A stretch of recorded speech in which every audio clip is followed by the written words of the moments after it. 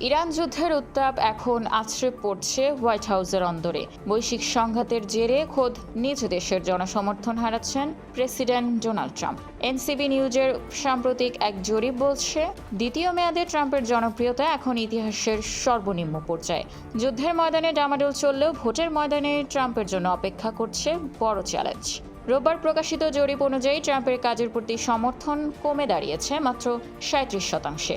অর্থাৎ প্রতি 3 জন আমেরিকানের মধ্যে প্রায় 2 জনই তার কর্মকাণ্ডে অসন্তুষ্ট।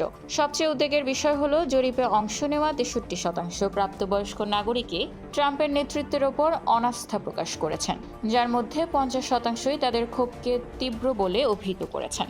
জনপ্রিয়তা কমার মূল অনুঘটক হিসেবে কাজ করছে ইরানের সঙ্গে চলমান যুদ্ধ।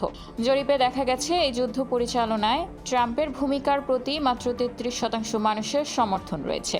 বিপরীতে 67% আমেরিকান মনে করেন ট্রাম্পের যুদ্ধনীতি ভুল পথে এগোচ্ছে। এমনকি 82% ডেমোক্র্যাট ও স্বতন্ত্র ভোটার এই যুদ্ধের ঘোর বিরোধিতা করেছেন।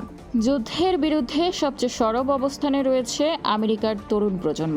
30 বছরের কম বয়সী ভোটারদের মধ্যে 74% মনে করেন ইরানে আমেরিকার আর কোনো সামরিক পদক্ষেপ নেওয়া উচিত নয়। সামগ্রিকভাবে 61% আমেরিকান এখনই এই সংঘাত বন্ধের পক্ষে মত দিয়েছেন। তবে যুদ্ধের প্রশ্নে আমেরিকার অভ্যন্তরীণ রাজনীতি এখন দ্বিধা বিভক্ত।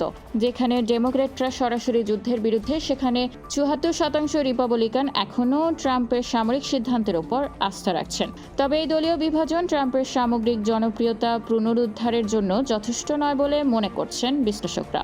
হরমুজ প্রণালীতে উত্তেজনা আর মধ্যপ্রাচ্যে যুদ্ধের দামামা যত বাড়ছে, ট্রাম্পের জনপ্রিয়তার পারদ ততই নিচে নামছে। সামনে নির্বাচন বা রাজনৈতিক পরীক্ষা যাই থাকুক না কেন, এই লো অ্যাপ্রুভাল রেটিং ট্রাম্প প্রশাসনের জন্য এক অশনি সংকেত। এখন প্রশ্ন হলো, জনমত কি ট্রাম্পকে যুদ্ধবিরতিতে বাধ্য করবে, নাকি সংঘাত আরও দীর্ঘস্থায়ী হবে? আন্তর্জাতিক ডেস্ক, খোলা কাগজ, ঢাকা।